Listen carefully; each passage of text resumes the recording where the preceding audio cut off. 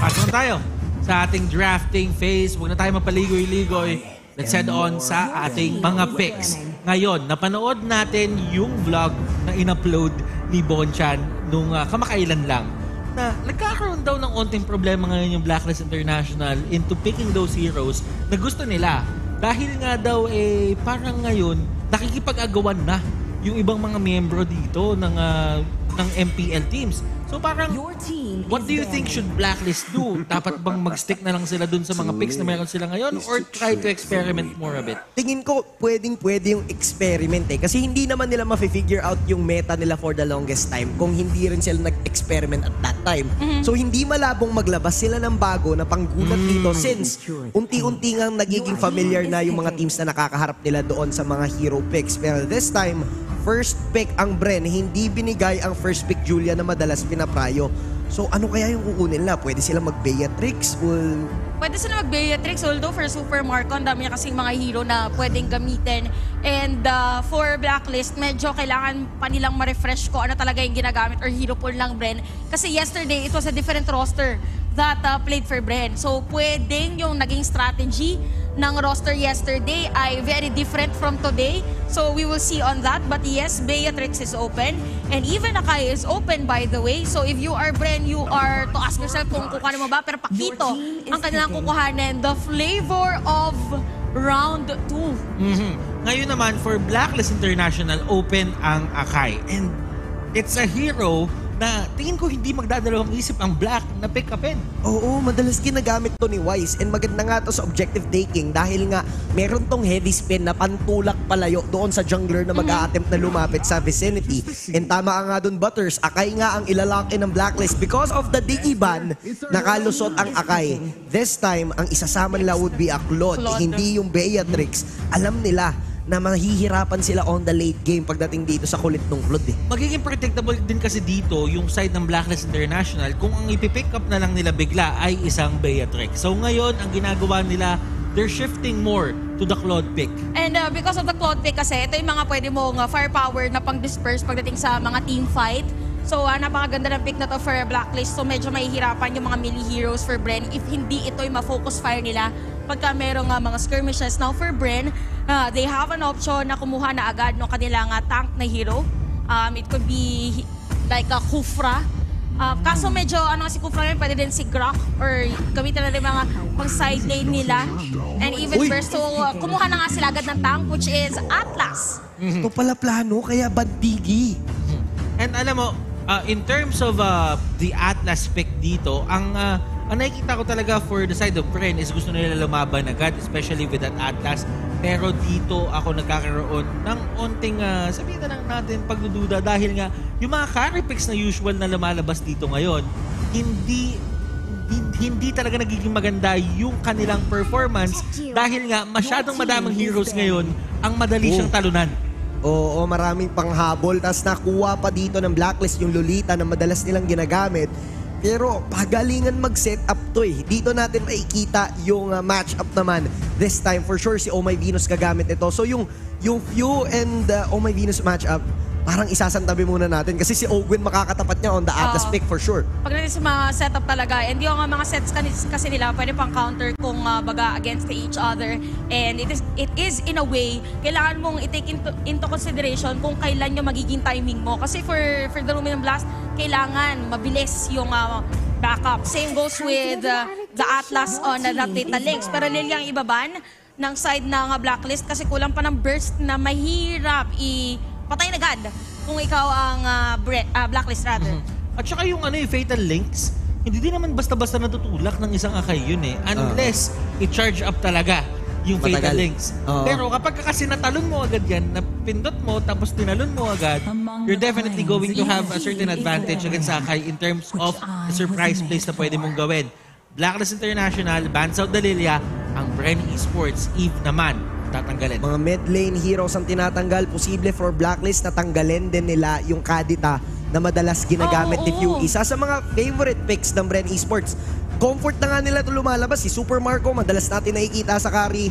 as far as I know, parang hindi pa ata na natatalo itong Yep. carry ni Super Mataas ang Marco. percentages. Oo, so sobrang comfort nila to against double tank lineup na may Akai and Lolita. Isa to sa mga magandang sagot. Pero for Blacklist, andyan din naman yung Claude. Parang classic na yung matchup natin. Parang bumalik tayo a few seasons back. Actually, parang Diba? season 2, season 3 Oo, to eh. diba? Hinaluan na ng mga bagong hero, pero technically yung mga damage output mo, yung pa rin mga lumang heroes na nakikita natin. But for this one, it's going to be Dairoth for Blacklist. So for Bren, since wala pa talaga ang pang side, well, pwede sila magba ng mga Esmeralda. Actually, kaso nagbe-Benedetta din kasi yung Blacklist on the side. Even Uranus. I don't Pero think kasi may anti-tank sila na marksman eh. I don't think kasi for Bren Esports talagang magiging option pa na mag-ban out sila dito ng isang Esmeralda dahil nga meron naman silang carry.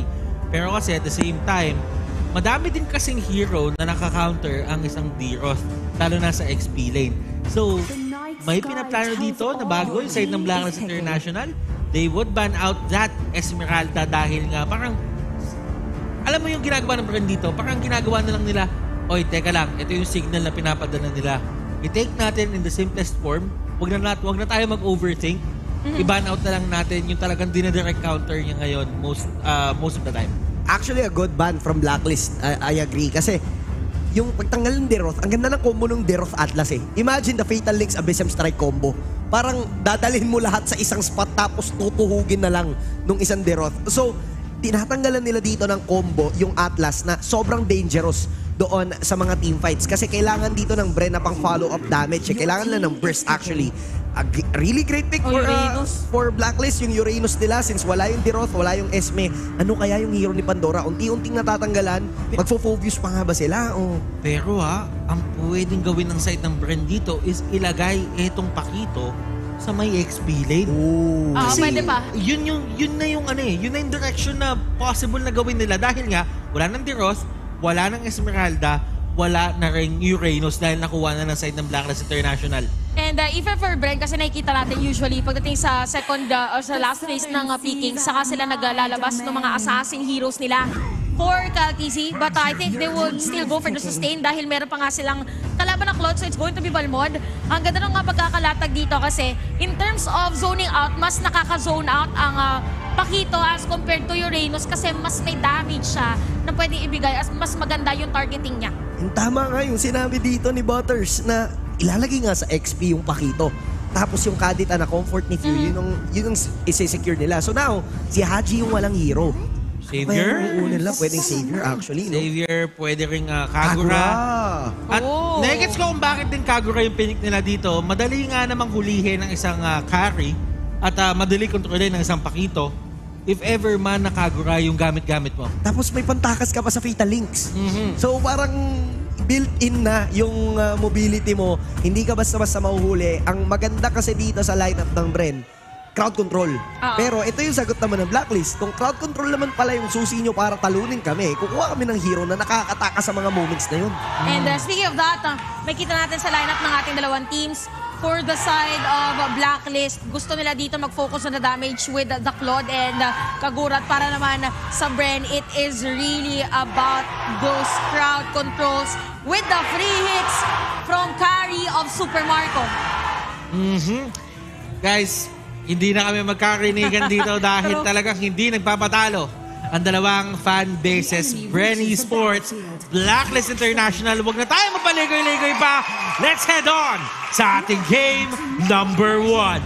For sure, excited na ang Hive at ang Agents sa seryeng ito. Sisimulan ni Wise kasama si Edward.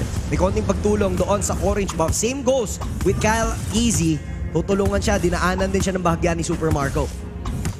Papansin mo naman dito talagang pabilisan ang laro netong dalawang jungler natin. It's all about positioning at this point. Napaka-imperative for the side of Bren Esports na mauna dahil kailangan mo na itulak pabalik agad yung Akai. Kasi kung sila yung mauuna, automatic hindi na kayo makakuha ng pwesto dun sa may lord dahil sa heavy spin. Tsaka para sa dalawang teams natin, kailangan nilang i-take note yung mga timings ng mga skills din, specifically for Haji against Few. Pero ang inatagan ng laban natin dito pala sa Lido Wonder, kasi ramdam mo na agad yung intensity para sa mga teams natin and even for Haji and Few.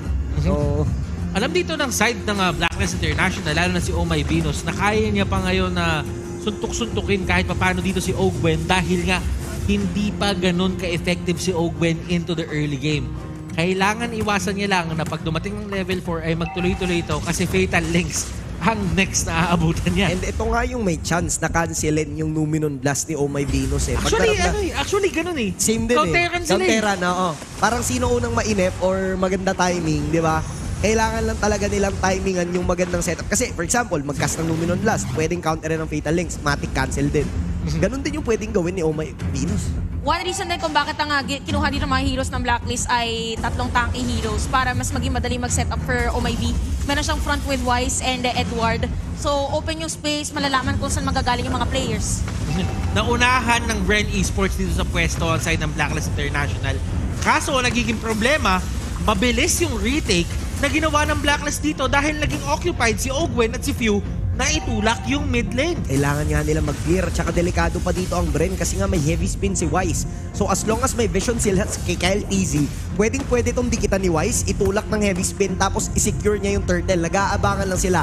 Ogwen hindi pa level 4 so wala pa yung threat ng Fatal Links kaya kailangan muna nilang dumistansya. Habang si Oh My Venus naman meron na. Pero si Pandora sumapak, si Haji na pilitang pumatras. Walang nagtatangkang kumuha at mag-umpisa dun sa turtle. Alam nilang Delix eh. Oo. And speaking of Delix, naramdaman din ni Oheb na delikado dun sa may middle lane kasi supposedly mag-double lane siya. Kaso nandun si View. Uy, uy. Wait lang! Binigyan agad dito ni Ogwen ng Fatal Links with a heavy spin. Wise will secure the turtle. Nag-attempt yung Bren, nakunan yung isa pero si Ogwen na mapapatumba. First blood for Haji. Napaaga dito yung pagbato ni Ogwen ng Fatal Links. At yun yung naging senyales or signals para sa side ng Blacklist International na talagang mag-go na kasi alam nila na isang heavy spin na lang ang kailangan nilang gawin para mataboy yung members ng side ng Bren. And even on that, alam nga, since nagamit nga yung Fatal Links, why not i-go na natin yung Atlas para minus na agad in terms of rotation. Mabawasan dito ang side ng Bren in terms of the vision as well. So right na makakita tayo ng shift, naku mukhang sa may dito ang Uy. mahuli. Si Oh My Venus ang nais silang bigyan and magiging successful sila. Super Marco will secure the kill. So ito yung advantage niya on the gold lane. Dahil nga kakakuha niya lang ng kill onto the Queen. So medyo magkakaroon siya ng konting advantage against Ohe. May kita mo naman sa level, di ba? May konting kahalamangan. And eventually, magtuloy-tuloy to. Kailangan talaga ng Blacklist. Talagang lugiin dito si Marco. Sa umpisa, Fatal Links, bibitawan. Grabe yung huli doon ni Wise.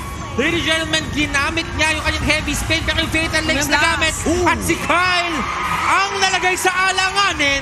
The heavy spin coming up from Wise. Fatal Links, heavy spin, ito yung mga initiations or ito yung mga skills na talagang kailangan na-utilize ng both teams this early on in the game. Eh, kung mapapansin natin, usually mga skills na yan ay more on malawakan ng area of effect. Pero pag nakikita nila na meron sila nahuhuli, automatic ginagamit nila. Wait, nakamuntikan na. Si Oheb Si Oh My counter, si Venus. Oh My Venus dito sa may bottom lane.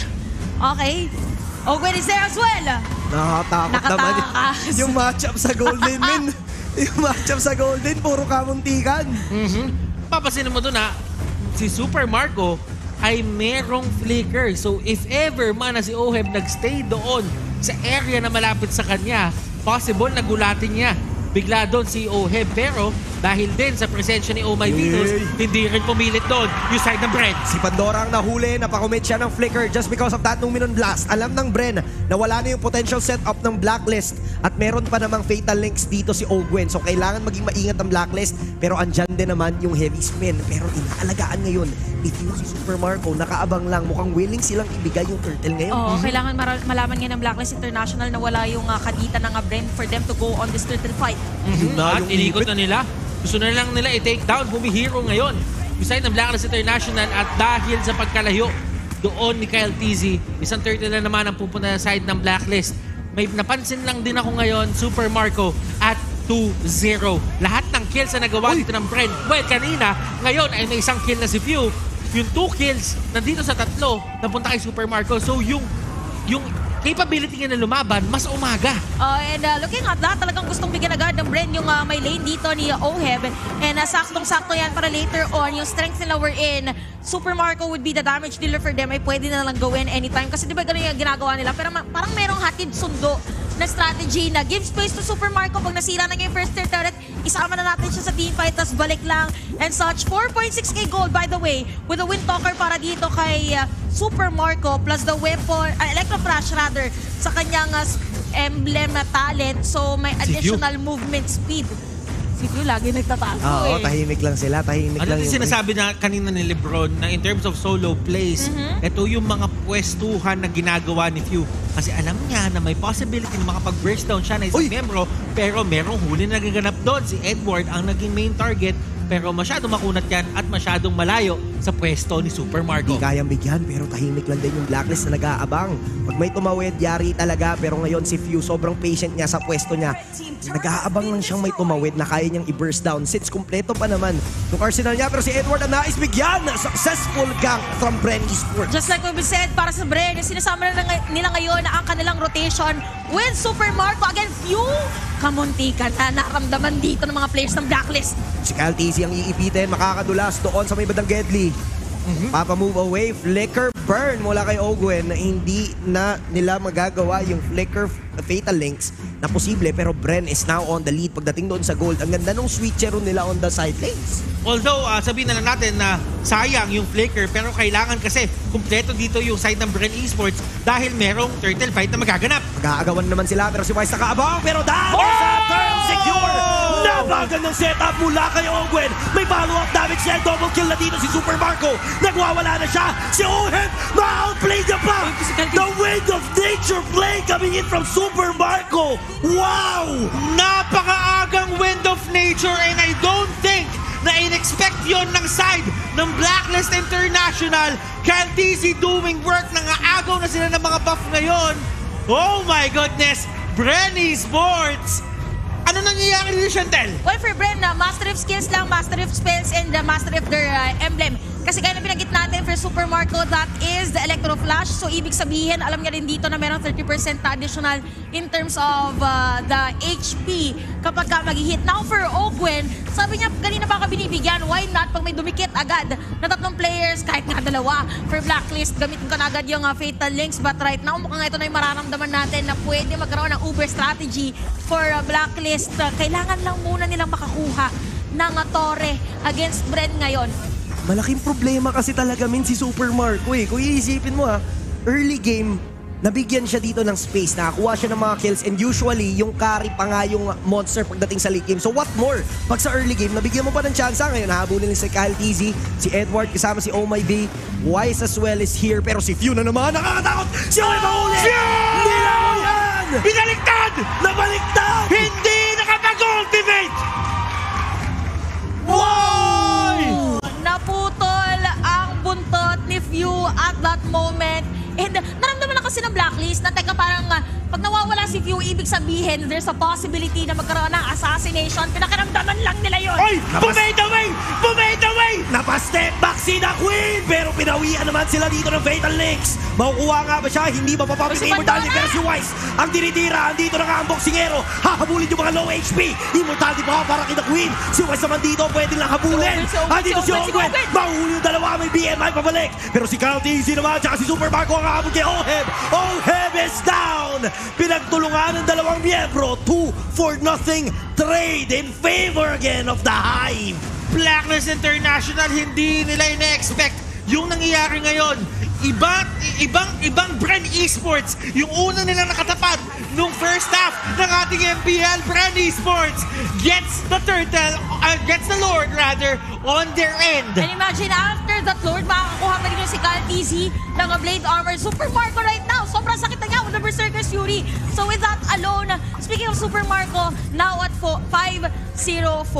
So napakahirap ngayon para lapitan si Super Marco kasi kanina dinozonat pa siya ng mga players ng Blacklist, pero to the rescue yung mga players ng Bren. And even for Ogwen, talagang kinakapitalize niya lang dito yung stun ng kanyang Frigid Breath at hindi niya binibitaw agad yung kanyang Fatal Links kasi alam niya na meron pa pang counter dito yung skills ng Blacklist. But looking at that, pwede tayo makakita ng counter set from a Blacklist na merong, knowing na merong Lord ngayon yung Bren. It's a tall order na labanan yung Fatal Links. Kung papansinin mo dito, yung heavy spin ni Wise, kailangan niya makalapit sa mga member. Yung sabihin na natin, Pwede to, pwede to. Vision. Nananakot lang si Ogwen. Si Edward ang haharap. Pero may flicker kasi. Oo. May flicker siya. Kamunti ka na, pero sabi niya hindi niya i-commit kasi meron pang mga players doon from Blacklist na pwede rin mag-go against them even for Wise. Ano lang yun? 2 times speed ng Vision. Ginawa lang nila. Bumasag na ng Torre. Oo. Hindi nila tinuloy. Well, parang pang zone out na din siya and at the same time, intel for Bren na pwede tayong mag-go or not. Pag nakahuli, why not dive tayo agad? Pero kung titingnan natin ang item natin ngayon, ready na ating mga players for Bren defensive-wise. And for Oh My V, nag-build na siya dito ng kanyang immortality. Next would be the Antiquiras para dun sa mga nagpo-poke ng mga players from Bren. Blacklist International, kailangan nila lahat ng tulong at lahat ng resources na makukuha nila ngayon. Blacklist, they're not in the position para talagang kumuha ng laban dito. And yun yung nakakatakot para sa side nila dahil 60 seconds na lang natitira. May Lord na mag-spawn. And that is the level 2 Lord. That is a Lord na nakakatapos ng laro. Yun nga, kailangan na nila ditong kumontes. Kailangan na nila lumabas doon sa mismong base. And hindi sila binibigyan na ngayon ng resources. Walang buff currently. Orange buff currently itong si Wise dahil nga doon sa invade na ginagawa. It just means that yung Bren Esports ang nagtitake ng control doon sa buong mapa, even the positioning as of the moment. So yung Blacklist, kailangan nila gumawa talaga ng mala-impactong play para balik na rin to. Kasi mahirap na sa ngayon, yung carry pa lang, kayang-kaya na kayong tunawin. Tingnan mo yung damage, oh. Nakikita mo si Edward dito. May istakan ni Super Marco. Tumba si Edward, walang gagawa ng space. 14 seconds till the next Lord is up. At si Super Marco dito standing at a scoreline of 6-0-4. Kung ikaw yung carry dito, wala kang pipiliing isang ibang ruta. Ito na yung best possible route na nakuha mo sa carry this game. Dire-diretso na. Sabi niya, uy, teka lang, parang balita ko yung hero ko late game pa gagana. Pero ramdam natin yan. And that is because, again, dahil sa space na ibinigay ngayon ng Bren for them, no contest from Blacklist doon sa Lord. Again, kailangan nila ng isang magandang setup to turn things around. Pero narinig ko na naman yung conceal. May conceal, tapos ngayon, posible pa sila gumawa ng setup. Flicker from Oh My Venus, hindi siya mauhuli dito ni Few. So that means na wala na yung possible Flicker Numenon Blast. Kailangan ulit ng Blacklist dumipensa. May Lord na paparating, nakokontrol din ng Bren lahat ng minions na paparating. Kaya kailangan talaga nila dito sobrang maging patient kasi hindi pa pinapop ni Ogwen. Kanina pa yung Fatal Links flicker niya. Sobrang patient niya na parang decoy siya eh. Parang panakot lang na pwede ako mag-Fatal Links, huwag kayong magdikit-dikit. And enough na yun. Yun yung threat ng isang Atlas. Kung iniisip ng karamihan na yung Fatal Links lang talaga yung pinaka-threat, yung presensya kasi na yung Atlas nasa tapat mo na, yun yung nakakatakot eh. At saka kinagandahan pa doon, for Ogwen kasi hindi siya natatakot na gamitin yung conceal. Kaya kung ikaw yung Blacklist, pero mapapaisip tayo, go back on it. Binigyan nila dito si Wise pero hindi nila mauhuli ng tuluyan dahil sa heavy spin. Oheb with a blazing duet. Itutuloy ng Bren pero si Pandora atang mauhuli. At dito si Haji, hindi naaabot yung payong. Masyado atang maikli. Bren Esports utilizing the Lord. Nakapagbigay sila ng damage onto the top inhibitor current. Maging successful nga ba sila sa pagbasag? Pero mukhang hindi. Malabo na. Napakagandang depensa mula sa Blacklist. Uy. And that was a great punish kanina coming up from the side of Blacklist International. Ang pinaka-problema nila ngayon is hindi pasok yung damage nila para batumbahin yung members ng Bren Esports. Ang ganda na ng mga batuhan. Meron ng Blazing Duet. Meron ng iba't ibang skills na lumabas coming out from them. The problem is yung items talaga dito dahil nga may 9k gold lead ang side ng Bren laban sa kanila. Napakahirap para dito sa side ng Blacklist na mag-burst from time to time kasi to think yung mga items dito ng Bren is more on defensive na kompleto with the physical and even the magic damage or magic defense. So even for the carry, meron pa nga siyang Athena Shield para if ever na siya i-go dito na Haji. Pwede siyang mag-step back na lang. Basta-basta. Oy, pero wait lang, si Kaltizi na una doon ha. Ogwen nananakot na naman. Hindi ata ibibigay pero Numenon Blast. Walang tatabaan. Pwede ng call to ng Bren Esports na pwede nating i-force yung laban. Ito yung nagiging problema kapag meron kang heavy spin at Numenon Blast paminsan dahil nga napapatayo ng heavy spin yung mga kalaban Uy! doon mismo sa may area. Bibigyan Pero Fatal ata. Links! Nahuli tapos na palango yung tatlong miyembro. Pero si Oheb naman ang magbe-blazing duet. Mahuhuli nila si Pew. Maaaring bumawi yung Uy, pero Blacklist. Pero si galit. Wise. Galit na galit Naiwan si si Super Wise. Marco. Naiwan si Wise. Hindi na siya natulungan pa ng kanyang mga kakampi.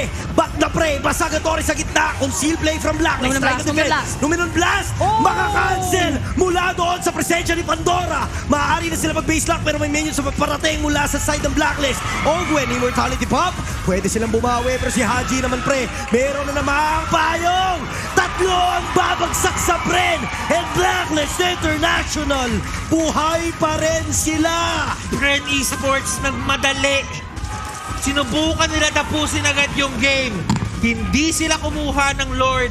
And eto yung sinasabi natin for the side of Blacklist. Huwag na huwag kang magpipilit sa kanila kasi alam nila kapag ka hindi mo talaga kaya mag-push at that certain moment. And knowing that, Blacklist International, kilala din sila bilang isang team na nagpapunish ng mga errors ng kalaban nila na team. And may kita natin ngayon silang unang nakapwesto for this Lord. Medyo malayo mga players ng Bren na contest this one. Antayin nila 3 seconds bago mabuhay. Si Kyle TZ and Oheb has the immortality as well. Contest nga ba sila? Pero hindi ata papayag yung kabila. May isa pa. Pero bagsak na si Pew. Fatal Links ang gagamitin. Wise will secure the Lord.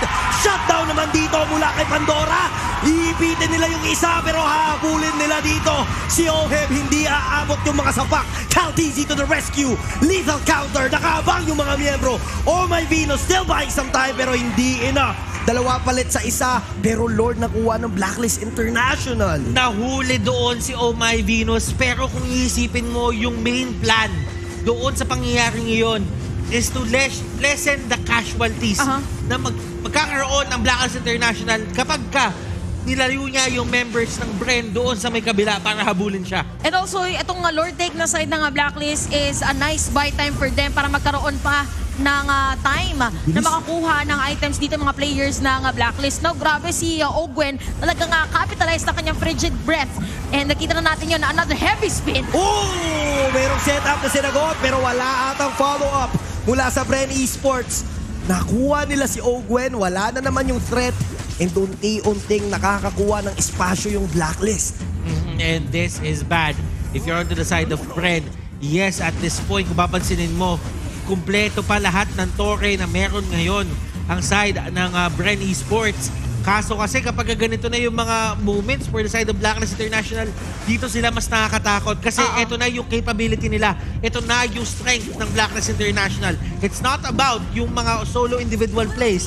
It's all about the clash capability. And speaking of clash capability, kailangan nila mga items. Dahil doon sa mga buy time na ginagawa nila ngayon, 2 tore ang makukuha ng Blacklist both on the top lane. And pwede nating sabihin na nakukuha na agad ni Oheb yung mga items na kailangan niyang makuha para maging equipped siya on the team fight. So one addition would be the Athena Shield dahil siyang tina-target ni Few. So yung burst ay hindi agad ganun makukuha at may BM out siya. Meron pa siyang Purify if ever. So ang dami niyang pang counter ngayon. Now for Bren, kailangan mo na lang kumalma. Si Wise ngayon ang hinuli ng Fatal Links. Hindi umabot yung damage ni Super Marco para i-take down siya. Grabe rin yung sustain na meron dito si Wise. May Luminon Blast. Tatamaan dito si Cal kasama si Pandora. Fade away! Fade away shot na naman ang kanilang gagawin. May blazing duet mula kay may ipit niya pa din si Pandora pero mabubuhay pa. Super Ngayon Marco? may Winter Truncheon Blade na gagawin si Cal TZ but he will go down. Ito na nga ba yung bawi ng Blacklist? Wala yung setup Si pero Few! Few with the play! Si Few! Idol ng mga kids! Idol na idol ng mga kids, turning things around. Wise tumba, Venus tumba, B-Wise ang nawala sa side ng Blacklist and now it's up to Oheb, Haji, and Edward para i-defend etong area na ito. Dalawa ang pass na pwedeng gawin ng side ng Bren. Ogwen! Fatal Links! Huli yung dalawa! Edward na lang mag-isa! May minions na paparating sa taas at baba! Wait, si Pandora Kakayanin naman pa ng ba? immortality. May nag-spawn ng mga minions o may Venus ang pinakamalapit na pwede mag-spawn para tumulong dito sa depensa. Pero Bren Esports na pa sila. Uubusin lang yung minions na lumabas. Paaya nga matapusin? Endable nga ba? Pero Wait si lang, may wait Venus, lang. may Luminon Luminon Blast! Blast! Magbe-base lang na sila! Si Pandora! Pandora! Sumasabay! Si Pandora! At dito yung boxing gloves at magiging successful ang Hive sa pagkuha ng unang puntos. Pandora making it count para Para sa Hive, ladies and gentlemen, Brenny Sports takes game number 1. Ito yung kakaibang split push na makikita natin. All along, we all thought na si Super Marco yung pinaka magta-target for them. Pero for the side of Bren, sabi nila, teka, tatargetin nga si Super Marco. Why not? Si Pandora ang lumayo para siya yung tatapos ng laban. And Bren right now, napakagandang counter with the round.